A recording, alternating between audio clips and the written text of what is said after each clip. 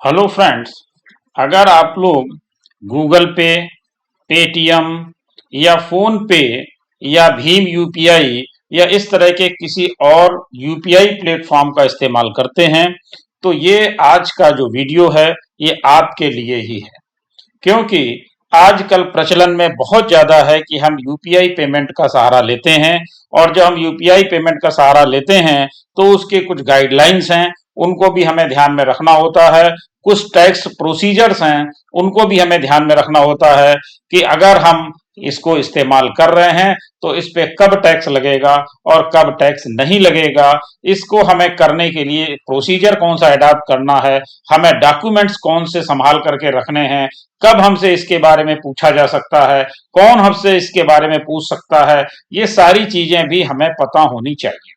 क्योंकि जितना ज्यादा हम इसका इस्तेमाल कर रहे हैं उतना ज्यादा ही हमारी जिम्मेदारी भी बढ़ती है कि ऐसा नहीं है कि आपसे कुछ पूछा नहीं जाएगा, बिल्कुल आपसे पूछा भी जाएगा और आपको इसको समझना आवश्यक भी है। इसलिए आप इसको सावधानी से इसका इस्तेमाल करें, ये आपके इस्तेमाल के लिए ही है, लेकिन जो इसकी गाइडलाइंस हैं वो भी फॉलो करना आपका ही काम है। इससे पहले भी मैंने इसका एक वीडियो अपलोड किया था जिसका बहुत अच्छा आप लोगों ने रिस्पांस दिया था और बहुत सारे मेरे पास कमेंट आए हैं। उन्हीं सभी को मैं एक साथ कंपोजिट करके आपके सामने दोबारा लेकर के आ रहा हूं, जिसमें मैं आपकी समस्याओं का निराकरण भी करने का प्रयास करूंगा। तो आइए अब हम लोग आते हैं कि कौन कौन सी चीजें हमें ध्यान रखनी है और कौन कौन सी चीजें ध्यान नहीं रखनी है। देखिए, सबसे पहले हम देखते हैं यूपीआई ट्रांजैक्शन। जो भी हमारे यूपीआई के ट्रांजैक्शंस हैं उसको हम देखते हैं। इसमें कौन कौन से ट्रांजैक्शन करते हैं हम, गूगल पे, फोन पे, पेटीएम, भीम यूपीआई और इसी तरह के और भी जो भी काफी सारे आ गए हैं उनकी बात करते हैं। दूसरे बाद देखते हैं कि इसमें इनकम टैक्स या जीएसटी का इन्वॉल्वमेंट कहां पर है, कब हमें इनकम टैक्स देना पड़ेगा और कब हमें इस पे जीएसटी भी देना पड़ेगा। अक्सर इसका इस्तेमाल कौन लोग करते हैं, जो ज्यादा करते हैं हम उनकी बात कर रहे हैं। इंडिविजुअल तौर पर तो सभी इस्तेमाल करते हैं, लेकिन इसका सबसे ज्यादा इस्तेमाल करते हैं जैसे ब्रोकर्स हैं, कमीशन एजेंट्स हैं, ट्रैवल एजेंट्स हैं। कई बार हम अपने फ्रेंड्स के लिए या अपनी फैमिली मेंबर्स के लिए भी इस्तेमाल करते हैं। बुकिंग्स के लिए हम लोग इसका इस्तेमाल करते हैं और रियल एस्टेट एजेंट भी इसका इस्तेमाल करते हैं। जब इतने सारे लोग इसका इस्तेमाल करते हैं तो आजकल आपको मालूम है कि ट्रांजैक्शन बहुत ज्यादा हो जाते हैं। क्या हो जाते हैं? ट्रांजैक्शन बहुत ज्यादा हो जाते हैं और जब ये ज्यादा हो जाते हैं तो हमारे लिए मुसीबत पैदा करना शुरू कर देते हैं। खैर, ज्यादा और कम से कोई मतलब नहीं है। हम आगे इसमें ये भी बात करेंगे कि ट्रांजैक्शन की लिमिट कितनी है, कितने ट्रांजैक्शन हम कर सकते हैं, उन सब के बारे में भी बात करेंगे। लेकिन उससे पहले हम लोग बात करते हैं कि इसमें किस तरह से ट्रांजैक्शन हमारे बढ़ जाते हैं और जब ट्रांजैक्शन हमारे बढ़ जाते हैं तो हमें क्या ध्यान में रखना जरूरी है। देखिए, सबसे पहली बात यह है कि इसका इस्तेमाल, मान लीजिए आप ब्रोकर हैं या कमीशन एजेंट हैं और आप इसका इस्तेमाल कर रहे हैं। अगर आप ब्रोकर या कमीशन एजेंट हैं और आप इसका इस्तेमाल कर रहे हैं तो आपको ये ध्यान देना पड़ेगा कि आपने जो इसके ट्रांजैक्शन किए हैं वो कितने किए हैं। मान लीजिए आपने एक साल में, इन ईयर,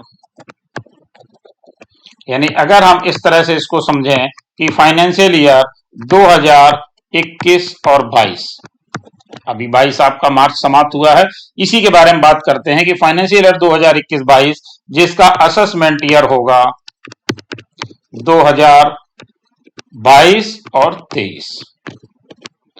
तो ये हम जब इनकम टैक्स रिटर्न की बात करेंगे तो हम असेसमेंट ईयर की बात करेंगे, जीएसटी रिटर्न की बात करेंगे तो 2021-22 की बात करेंगे। अब मान लीजिए एक साल में जो हमारे ट्रांजैक्शंस हैं वो पहुंच जाते हैं 60 लाख रुपए, 60 लैक्स, यानी 60 लाख रुपए अगर हमारे पहुंच जाते हैं तो हमें क्या समस्या आएगी। अगर हमारे ट्रांजैक्शन 10 लाख रुपए रहते हैं तो हमारे लिए क्या है, अगर हमारे ट्रांजैक्शन 2 करोड़ पहुंच जाते हैं तो क्या समस्या आएगी। ये सारी चीजें अभी हम लोग डिस्कस करने वाले हैं। देखिए, जो हमारे जीएसटी के नॉर्म्स हैं और जो हमारे इनकम टैक्स के नॉर्म्स हैं उसकी भी बात करेंगे हम लोग। आप लोगों से एक रिक्वेस्ट रहेगी कि वीडियो थोड़ा सा लंबा हो जाएगा, क्योंकि आपको पूरी चीजें मैं एक ही वीडियो में बताने का प्रयास करूंगा, इसलिए इसको अंत तक देखिएगा, जिससे आपको बहुत ज्यादा क्वेश्चन बाद में कमेंट बॉक्स में ना पूछने पड़े। फिर भी अगर आपको कोई चीज नहीं समझ आई है या कोई प्रॉब्लम है तो आप कमेंट बॉक्स में जरूर पूछिएगा। तो अब हम बात करते हैं जीएसटी की। जीएसटी में देखिए क्या है कि ट्रांजैक्शन जो टर्नओवर होता है, जो टर्नओवर लिमिट होती है वो सर्विस क्लास के लिए होती है 10 लाख। ये अगर हम सर्विस प्रोवाइडर हैं।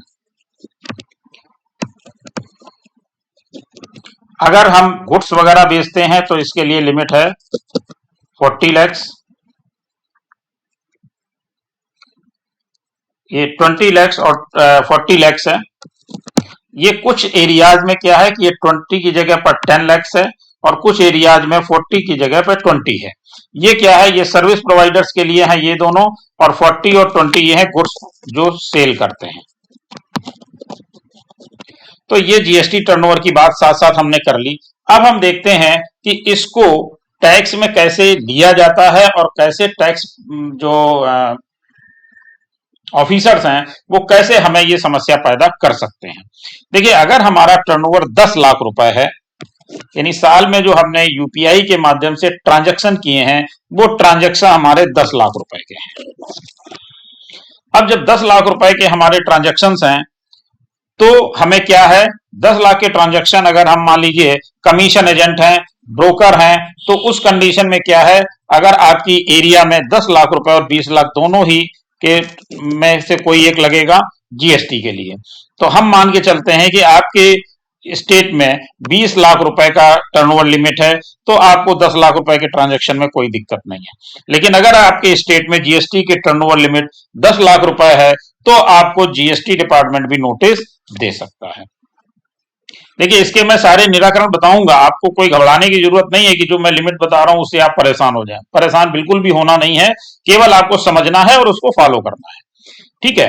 अब ये बात हो गई सर्विस के लिए। अगर गुड्स सप्लाई का काम है, गुड्स सेल करते हैं, तो आपके लिए लिमिट हो गई 20 लाख और 40 लाख की, यानी अगर आपके उसमें टर्नओवर हो गया है 60 लाख रुपए का, यानी आप भी जीएसटी के दायरे में आ गए।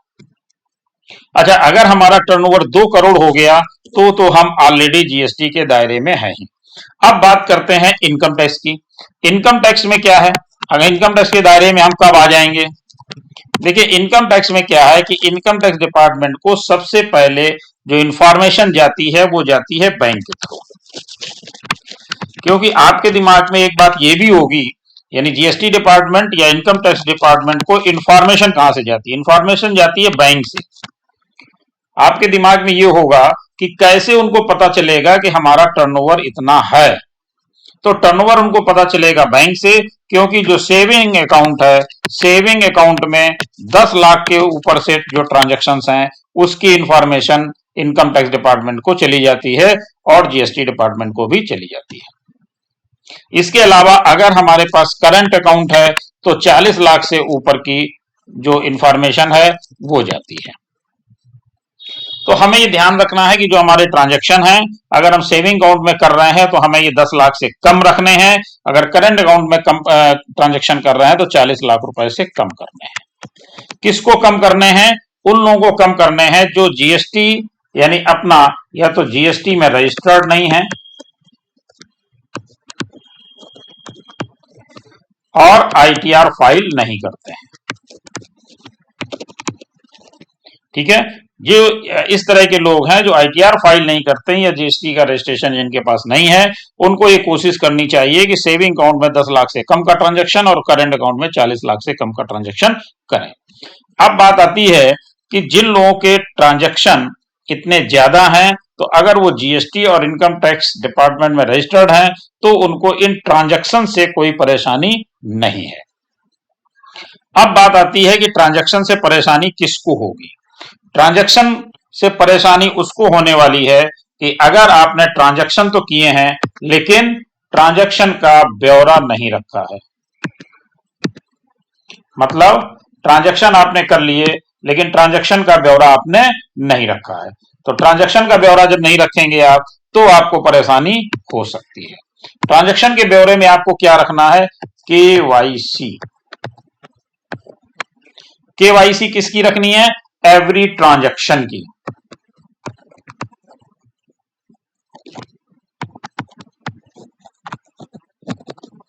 प्रत्येक ट्रांजैक्शन की आपको केवाईसी रखनी है, तो आपको कोई भी प्रॉब्लम नहीं है। आप केवाईसी अगर रखे हुए हैं तो आप बता पाएंगे, प्रूफ कर पाएंगे कि आपने जो ट्रांजैक्शन किए हैं वो किस चीज के किए हैं। देखिए, दूसरी चीज आपको जो हमने अभी टर्नओवर बताया, उसमें एक चीज और ध्यान देने वाली बात है कि अगर आपने उसमें दो चीजें बताई थी, कमीशन की हैं जो सर्विस में आती हैं और गुड सप्लाई की आती हैं। अब बात आ गई कि हम किस में हैं। अगर हम ब्रोकर हैं, ठीक है, और जैसा कि मैंने बताया था कमीशन एजेंट है। अगर हम ब्रोकर और कमीशन एजेंट हैं तो हमें किस पे टैक्स लगता है?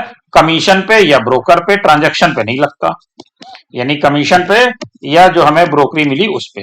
हमें ट्रांजैक्शन पे यानी टर्नओवर पर नहीं लगता।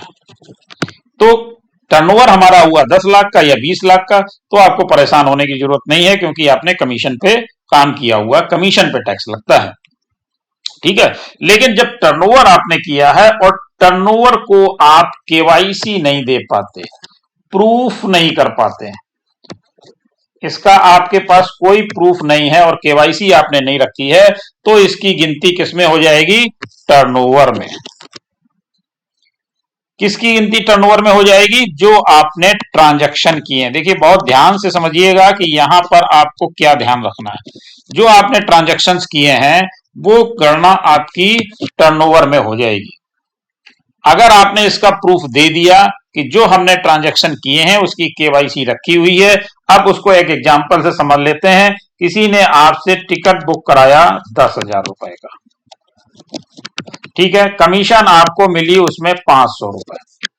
अब आप ये नहीं प्रूफ कर पा रहे हैं कि 10,000 रुपए किसने मुझे दिया और किसका मैंने टिकट बुक कराया, इसकी केवाईसी है कि नहीं है।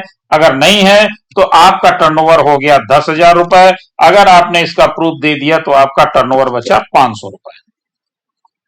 तो ध्यान आपको यह देना है कि कहीं आपका 500 के बजाय 10,000 रुपए टर्नओवर ना गिन लिया जाए। इसके लिए आपको प्रूफ देना पड़ेगा और प्रूफ के लिए आपको एवरी ट्रांजैक्शन की डिटेल रखनी पड़ेगी। तो ये चाहे आप ब्रोकर एजेंट हैं या आप ट्रैवल एजेंट हैं, ठीक है, चाहे आप ट्रैवल एजेंट हैं उस कंडीशन में भी लागू होता है। जैसा कि मैंने बताया, आप स्टेट एजेंट हैं, आप लैंड की खरीद बिक्री या फ्लैट की खरीद बिक्री का काम करते हैं, उसमें भी कई बार आप उनको सहूलियत देने के लिए जो स्टैंप ड्यूटी होती है या कोई और एक्सपेंसेज होते हैं उनके लिए आप सुविधा दे देते हैं कि मेरे अकाउंट में ट्रांसफर कर दीजिए और मैं आपके स्टैंप लेकर के रख लूंगा या ये एक्सपेंसेस कर दूंगा, बाद में आप मुझे पे कर दीजिएगा। तो आप जब पे करते हैं तो वो ट्रांजैक्शन आपके में गिना जाता है। लेकिन ट्रांजैक्शन को हमें कैसे टर्नओवर में नहीं बदलने देना है, उसके लिए हमें यह ध्यान रखना है कि हमारा ट्रांजैक्शन क्या है। यानी ट्रांजैक्शन तो हमारा 10,000 रुपए का है, लेकिन हमारे में काउंटिंग में कितना आना है, टर्नओवर में हमारा जुड़ना चाहिए 500। अगर हमारा टर्नओवर में 10,000 जुड़ रहा है तो ये हमारा एक बहुत बड़ा अमाउंट हो जाता है और उस अमाउंट के ट्रांजैक्शन के आधार पर बैंक हमारी सूचना इनकम टैक्स डिपार्टमेंट और जीएसटी डिपार्टमेंट को दे देता है और इसी के हिसाब से वो देखता है कि 7 साल में आपने 3 करोड़ का टर्नओवर कर लिया, तो ये देखता है कि आपने जीएसटी भी देना चाहिए था और आपको इनकम टैक्स भी देना चाहिए था। दोनों चीजें आपने नहीं दी। लेकिन जब आपने इस टर्नओवर को देखा, ये टर्नओवर आपके में जुड़ना नहीं था, जुड़ना था आपका 500 रुपए कमीशन के हिसाब से, और वो आपका हो रहा है पता लगा 8 लाख रुपए ही। ठीक है, तो 8 लाख रुपए हो रहा है तो आप जीएसटी के दायरे में नहीं आ रहे हैं और इनकम टैक्स के दायरे में आ रहे हैं, लेकिन इनकम टैक्स में एक्सपेंसेस के बाद ही आपका ये काउंट होगा। और मान लीजिए एक्सपेंसेस के बाद आपका ये आ जाता है 5 लाख, तो आप आईटीआर फाइल करेंगे लेकिन उसमें कोई टैक्स आपको नहीं देना पड़ेगा। तो आपको ये चीजें ध्यान में रखनी कि कब आप इसमें आएंगे और कब इसमें नहीं आएंगे। तो आपको हमेशा इस चीज से बचना है कि डिपार्टमेंट का अगर नोटिस आता है तो आप ये वेरीफाई कर पाए कि ये जो है हमारा टर्नओवर नहीं है, टर्नओवर हमारा ये है और ट्रांजैक्शन हमारा ये है। ट्रांजैक्शन तो हमारे हो गए 3 करोड़ के, लेकिन हमारा टर्नओवर में कितना गिनना चाहिए वो हमें ये ध्यान रखना है। तो मेरा ख्याल है कि अब आपको ये चीज क्लियर हो गई होगी, क्योंकि ज्यादातर आप लोगों के फोन आते थे, मेरे 5 करोड़ का टर्नओवर हो गया, मेरा 3 करोड़ का टर्नओवर, लेकिन मैंने कमाया तो कुछ है ही नहीं। मैंने तो 2 ही लाख कमाया, मैंने 2.5 लाख कमाया, मैंने 3 लाख कमाया, मेरा कमीशन इतना ही हुआ, तो क्या मेरे को नोटिस आएगा? देखिए, नोटिस तो आपको टर्नओवर के बिहाफ पर आ सकता है, क्योंकि इंफॉर्मेशन बैंक द्वारा दी जाती है। लेकिन जब भी नोटिस आएगा तो आपको ये प्रूफ करना पड़ेगा। इसके लिए आपको करना क्या है? इसके लिए आपको करना यह है कि आप इसकी प्रॉपर बुक्स ऑफ अकाउंट बनाइए। क्या बनाइए? प्रॉपर बुक्स ऑफ अकाउंट बनाइए।